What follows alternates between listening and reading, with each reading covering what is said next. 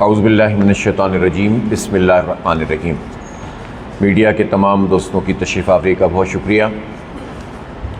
اس وقت پورے پاکستان میں ایک شدید بحران ہے اور لوگ بلبلا رہے ہیں۔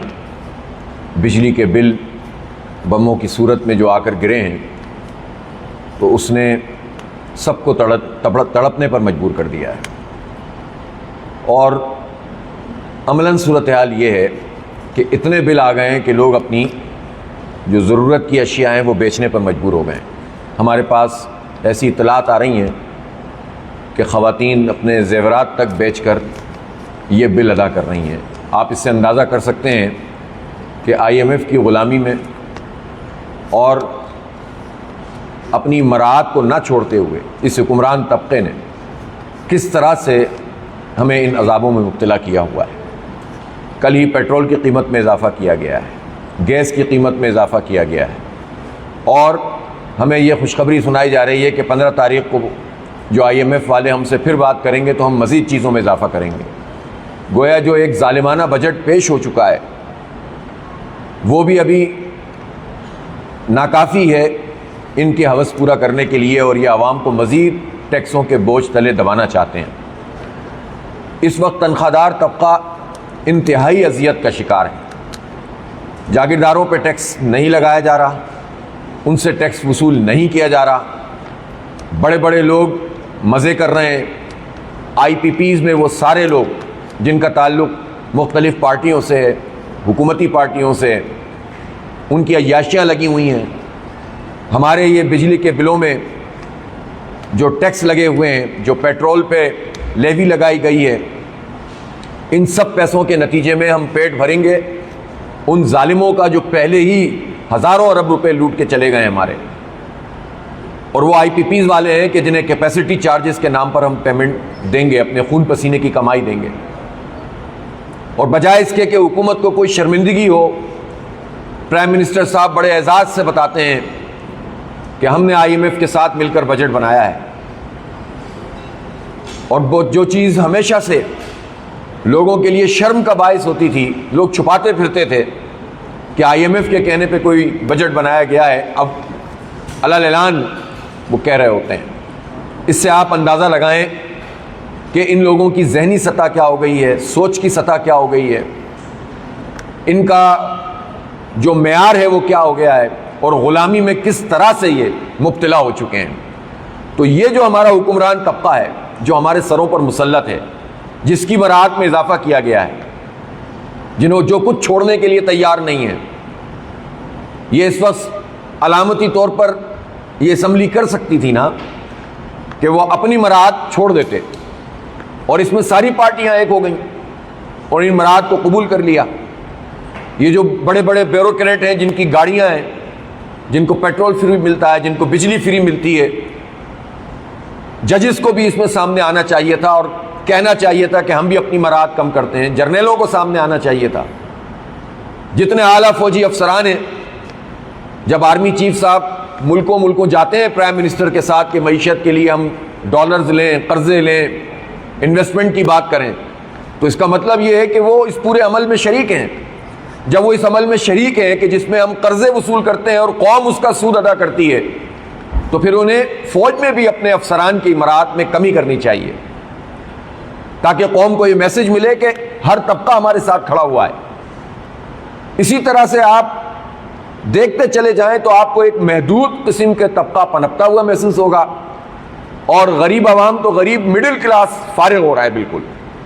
آپ پوچھیں وہ تنخواہ دار جس کی تنخواہ اگر ماہانہ 2-3 لاکھ روپے بھی ہے تو اس کا خرچہ اس کے لحاظ سے ہے، اس کے بچے اس کے لحاظ سے پڑھتے ہیں، اس کا بود و باش والا ہوتا ہے، تو اس کے نتیجے میں جو ٹیکس کٹے گا تو وہ کیسے پورا کرے گا؟ جس کی سیلری لاکھ روپے کے اس میں آتی ہے، وہ کہاں سے پورا کرے گا؟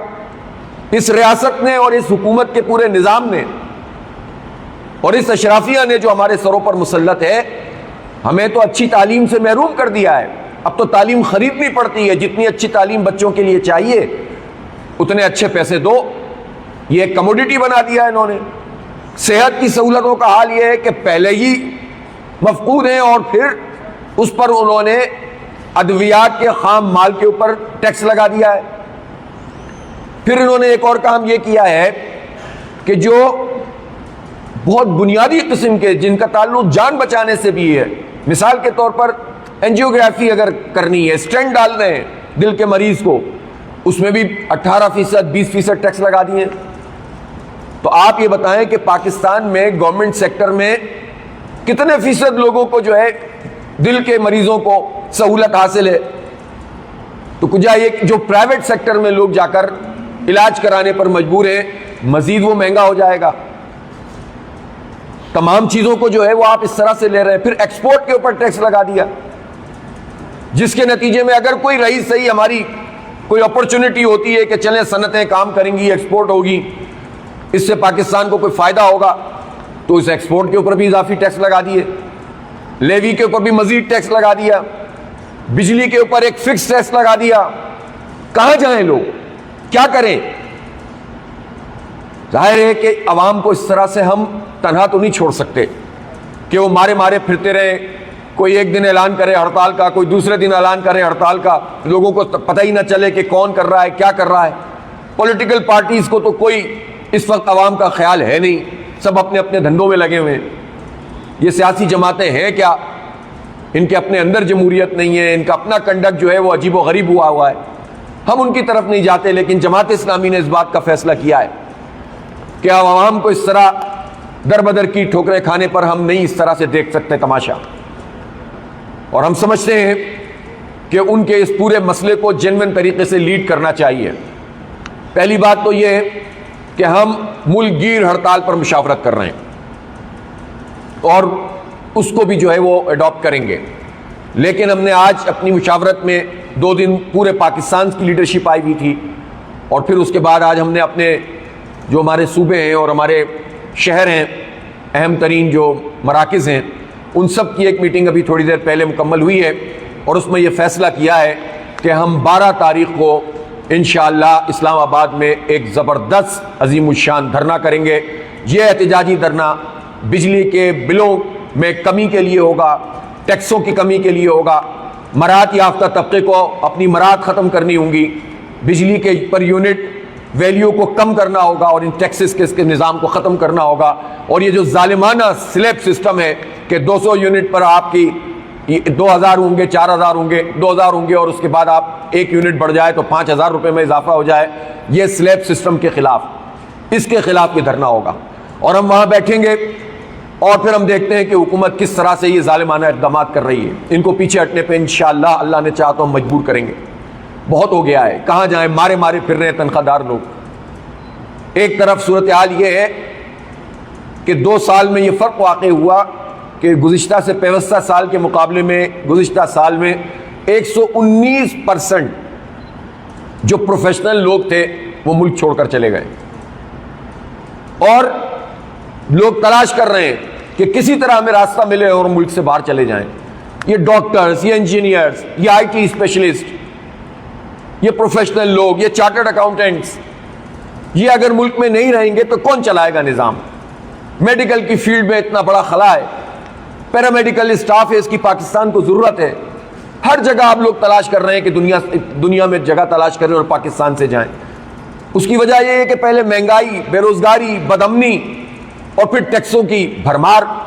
جو پروفیشنل آدمی ذرا کسی اچھی جگہ پر کمانے کے قابل ہے اپنی پیشہ ورانہ صلاحیتوں کے اعتبار سے، تو اب آپ اس پر مزید ٹیکس عائد کر دیں تاکہ پھر وہ اس قابل نہ رہے کہ ٹھیک ہے اس ملک سے ہی ہم چلے جاتے ہیں۔ چونکہ جب وہ دیکھتا ہے کہ تعلیم بھی خریدنی ہے، امن بھی خریدنا ہے، صحت کی سہولت بھی خریدنی ہے، اور ٹیکسوں پہ ٹیکس لگ رہا ہے، تو یہ جب حکومت کچھ بھی نہیں دے رہی تو پھر ہم یہاں کیا کریں؟ اور یہ وہ ایک عمومی رجحان ہے جو پاکستان کے نوجوانوں میں پیدا ہو چکا ہے، جو پاکستان کے لیے اچھا نہیں ہے۔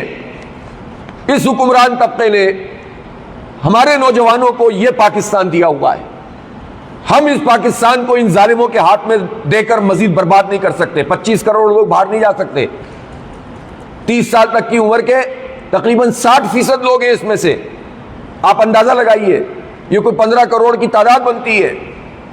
15 کروڑ لوگ کیا ملک سے باہر چلے جائیں گے؟ تو پھر کیا کریں گے؟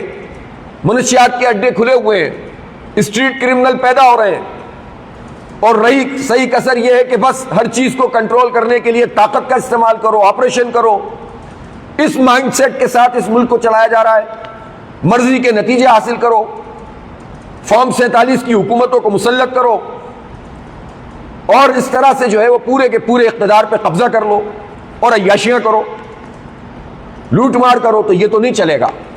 پاکستان کے ان نوجوانوں کو, پاکستان کے عوام کو ہم اس طرح سے تنہا نہیں چھوڑ سکتے. 12 تاریخ کو انشاءاللہ یہ تاریخی دھرنا ہوگا اسلام آباد میں. یہ جماعت اسلامی کا دھرنا ہے. حکومت سے کہتا ہوں کہ وہ ہوش کے ناخن لے, وہ اپنی چیزوں کو ٹھیک کرو, عوام کو ریلیف دو, بجلی کے بل کم کرو, ٹیکس کم کرو. کوئی دوسری صورت نہیں ہے اس کے علاوہ. ہم وہاں بیٹھیں گے اور پھر بیٹھیں گے, اور پھر اس کے بعد وہیں سے بیٹھ کر بات کریں گے. پھر پورے پاکستان میں بھی اس تحریک کو وہیں سے بیٹھ کر چلائیں گے انشاءاللہ. یہ حق دو عوام کو تحریک ہے, یہ حق دو پاکستان کو تحریک ہے. یہ جماعت اسلامی نے شروع کر دی ہے. ابھی کوئی انتخاب نہیں ہے. ہم اس طرح کی پارٹی نہیں ہے کہ جب انتخاب ہو تو پارٹیاں طلوع ہو جائیں اور انتخاب ختم ہو تو پارٹیاں غروب ہو جائیں. ہم جو سیاست کرتے ہیں وہ عوام کی بنیاد پر کرتے ہیں, اس کو عبادت سمجھ کے کرتے ہیں, عوام کے ایشوز پر کرتے ہیں. ہماری سیاست نفرت کی نہیں ہے, افراد کی نہیں ہے. ہماری سیاست جو ہے عوام کے حق کی خاطر ہے. اس لیے حق دو عوام کو تحریک ہم شروع کر رہے ہیں, اور 12 تاریخ کو انشاءاللہ تاریخی دھرنا ہوگا. اور اس دوران میں ہڑتال کے حوالے سے بھی ہم مشاورت کر رہے ہیں. میں تاجروں سے بھی کہتا ہوں, صنعت کاروں سے کہتا ہوں, خاص طور پر یہ جو تنخواہ دار طبقہ ہے, مڈل کلاس لوگ ہیں, پروفیشنل لوگ ہیں, وہ ہماری اس تحریک کا حصہ بنے. پاکستان میں کوئی اور نہیں ہے کہ جو ان حالات میں ان کو لیڈ کر سکتا ہو. جماعت اسلامی اپنا فرض ادا کر رہی ہے, اور یہ دائرہ جتنا وسیع ہوگا, جو مظلوم طبقات ہیں, محروم طبقات ہیں, جو اس مراحت یافتہ اور اشرافیہ سے متاثرہ لوگ ہیں, یہ جتنا ہمارے اس پورے نظام میں, اس کام میں ساتھ آتے چلے جائیں گے, ملتے چلے جائیں گے, انشاءاللہ ایک قوت بنتی چلی جائے گی. اس کے علاوہ کوئی دوسرا راستہ نہیں ہے. پاکستان کسی انارکی کا, کسی افراتفری کا متحمل نہیں ہو سکتا. اس لیے آج بہت ساری ایسی باتیں ہیں کہ ظاہر ہے کہ تفصیل سے مختلف موضوعات پہ کی جا سکتی ہیں, لیکن میں فوکس ہو کر یہ بات کہہ رہا ہوں کہ حق دو عوام کو تحریک شروع ہو گئی ہے. 12 تاریخ کو اسلام آباد میں تاریخی دھرنا ہے, اور ہڑتال کے آپشن پر ہم بات کر رہے ہیں. مزید بھی تمام چیزیں پھر وہیں دھرنے میں بیٹھ کر طے ہوں گی. حکومت کے پاس کوئی دوسرا آپشن نہیں ہے سوائے اس کے کہ وہ عوام کو ریلیف دے, ٹیکسوں کو کم کرے, بجلی کے بلوں کو کم کرے. آپ اندازہ تو لگائیے کہ لوڈ شیڈنگ کی صورتحال ملک میں کتنی خطرناک ہے. شدید گرمی اور شدید لوڈ شیڈنگ. کیوں؟ بجلی پیدا کرنے کی صلاحیت 41,000 میگا واٹ ہے, کنزمپشن ہماری 30,000 میگا واٹ ہے تقریباً. ایوریج لگائیں تو اور کم ہے, پیک لگائیں تو 32,000 ہے. تو یہ جو 9-10 ہزار میگا واٹ اضافی صلاحیت موجود ہے, لیکن بجلی موجود نہیں ہے. بجلی موجود ہے تو ٹرانسمیشن لائنیں موجود نہیں ہیں. کرپشن ہے, کرپشن ہے اور کرپشن ہے. ٹیکس لگائے جاؤ, بل بڑھائے جاؤ. ایک کے الیکٹرک مافیا ہے کراچی میں, 1,000 لوگ اس شدید گرمی میں انتقال ہو گیا ہے گرمی کی وجہ سے. کیوں ہو رہے ہیں انتقال؟ اس لیے ہو رہے ہیں کہ گرمی شدید ہے اور بجلی آ نہیں رہی. وہ دعویٰ کرتا تھا کہ الیکٹرک والے کہتے تھے کہ ہم نے 70% علاقے کو لوڈ شیڈ فری کر دیا ہے. 14 گھنٹے کی لوڈ شیڈنگ ان علاقوں میں ہو رہی ہیں جو لوڈ شیڈنگ فری ہیں, اور باقی علاقوں کو تو آپ چھوڑ دیں. اور صورتحال یہ ہے کہ جب ٹھنڈا پانی نہیں, فریج نہیں کام کر رہا, اسپتالوں میں کولنگ سسٹم ڈاؤن ہو رہے ہیں, لوگ اپنے لوگوں کو لے لے کے گھوم رہے ہیں.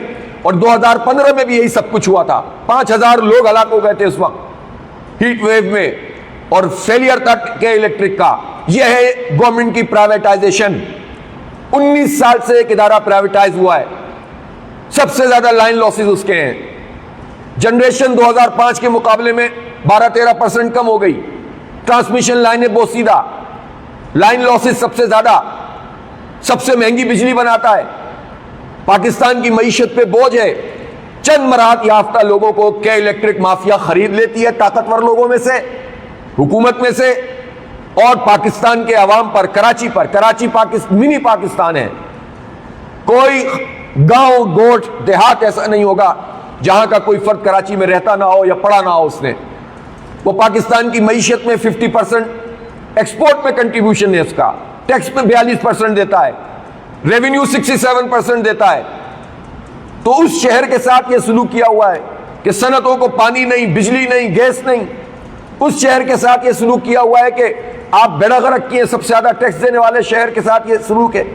اور پھر اس کے بعد جب گرمی ہے تو پورا سسٹم ڈاؤن ہو گیا ہے. یہ کہ الیکٹرک مافیا، نیپرا اور حکومت کا شیطانی اتحاد ہے، اور یہی شیطانی اتحاد مختلف لیسکو، ہیسکو، پیسکو، پیپکو اور ان سب جو ڈسکوز ہیں، وہ حکومت اور نیپرا ایسا شیطانی چکر ہے کہ جس نے پاکستان کے عوام کو برباد کر دیا ہے. اور آئی پی پیز جو بنی ہوئی ہیں، یہ لوٹ کے کھا گئے، ہمیں برباد کر کے ہمیں رکھ دیا. اب ان کو پیچھے ہٹنا پڑے گا. اس لیے یہ حق تو عوام کو تحریک انشاءاللہ آگے بڑھے گی. آپ سب لوگوں کی تشریف آوری کا بہت بہت شکریہ.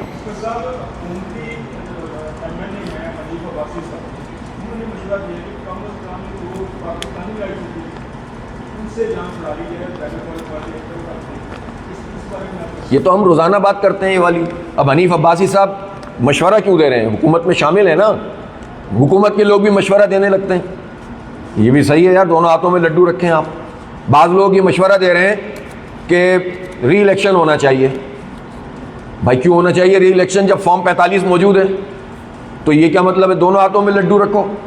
تو یہ نہیں چلے گا بھائی. یہ سیاستیں جو ہے نا اب سب کے سامنے جو ہے وہ آ چکی ہیں. جی زور سے بولیے.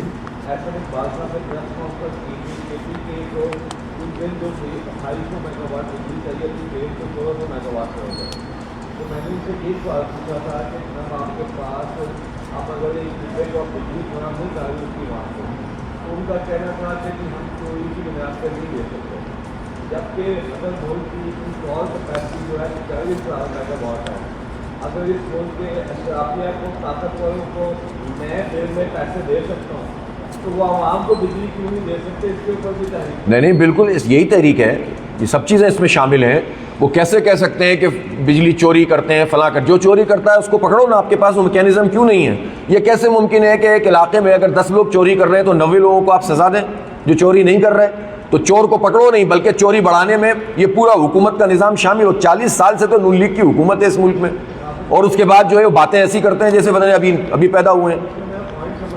جی ایک بندہ جس سے سالانہ غیر بجلی پیدا کر رہے ہیں، وہ بجلی بنا ہی نہیں رہا، وہ پیسے نہیں لے رہا. وہ ایک الگ بات. وہ تو میں نے چوری کو چوری کو ہم بھول جائیں، اور عوام اگر کوئی غریب آدمی بل نہیں دے سکتا اور وہ تارے ڈال دیتا تو آپ اس کو قتل کر دیں. یا تو سب کے ساتھ ایک جیسا قانون لے کے آئے کہ اگر طاقتور بھی چوری کر رہا ہے، وہ بغیر بجلی بنائے پیسے کھا رہا ہے تو اس کے بھی پیسے اس کی حالت میں سے نکالنے چاہیے. اور اگر کوئی غریب آدمی چوری کر رہا ہے تو اس کے لیے قانون کا جو ہے امپلیمنٹ کس صورت میں مانی جائے گی. بالکل آپ کی بات سے اتفاق ہے. اور آپ کے سوال میں وہ پورے جذبات موجود ہیں جو پاکستان کے 25 کروڑ عوام کے جذبات ہیں کہ یہ چوری کریں، ڈاکے ڈالیں اور اس کے پیسے پاکستان کے لوگ اپنے بلوں میں ادا کریں. اور بجلی کاٹنے کے لیے آپ کہیں کہ جناب علاقے میں چوری ہوتی ہے، صوبے میں چوری ہوتی ہے. بس چوری ہوتی ہے تو تم ہی تو چور ہو. ایک ہی طبقہ تو ہے جو حکومت میں مختلف پارٹیوں میں ہوتا ہے.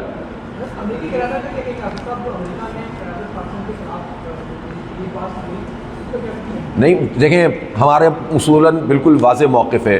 حکومت گرانے کے حوالے سے بھی امریکی مداخلت ناجائز تھی، اور پاکستان کے اندرونی حالات کے حوالے سے جو قرارداد پاس کی گئی وہ بھی قابل قبول نہیں ہے. اس لیے اسٹانس بالکل واضح ہے. کسی ملک کو یہ اختیار، ان کے اپنے مسائل بہت ہیں. وہ جو امریکہ اتنا اسلحہ فراہم کر رہا ہے اسرائیل کو انسانوں کو قتل کرنے کے لیے اور برباد کر کے رکھ دیا، پشتیبانی کر رہا ہے، دہشت گردی میں معاونت کر رہا ہے، اس پر بات ہونی چاہیے. تو ہمارے اندرونی معاملات ہیں، ہم اس کو ایڈریس کر رہے ہیں. اور افسوسناک بات یہی ہے کہ اپنے اندرونی معاملات چونکہ ہم ایڈریس ہی نہیں کر پاتے، اتنی جال سازی ہو رہی ہے اور اتنا ایکسپوز دھاندلی ہو رہی ہے کہ پھر دوسروں کو موقع ملتا ہے ہمارے متعلق بات کرنے کا اور جگہ سائی کا. لیکن اس سب کے باوجود کسی ملک کو یہ اختیار حاصل نہیں ہے کہ وہ پاکستان کے اندرونی معاملات میں مداخلت کرے. جی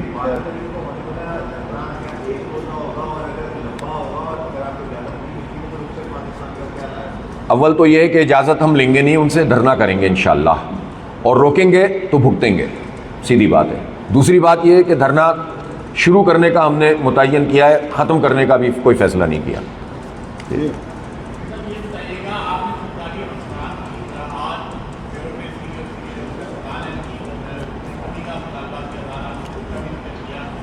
یہ آپ کے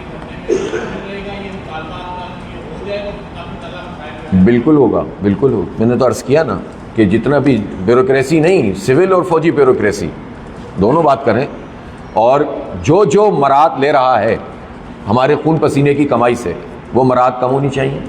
کوئی آدمی محنت کرتا ہے اس کو اجرت ملنی چاہیے, لیکن مراد کیوں دیں گے ہم؟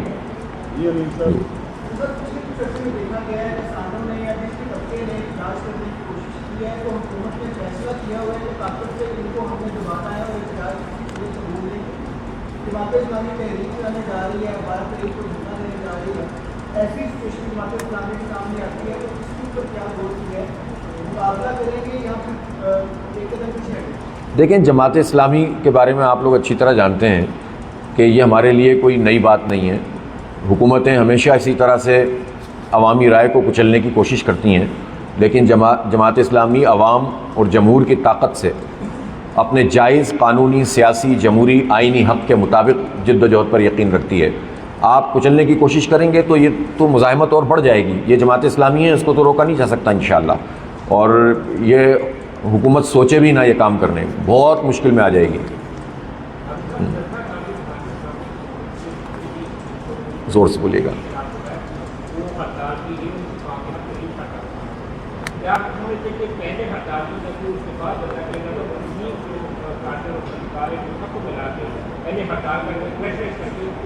اصل میں یہ تو ظاہر ہے ہو سکتی ہے رائے, اور یہ تجویز آئی بھی تھی کہ پہلے ہم ہڑتال اناؤنس کر دیں, لیکن ہو سکتا ہے کہ اس دوران میں ہڑتال بھی ہو جائے.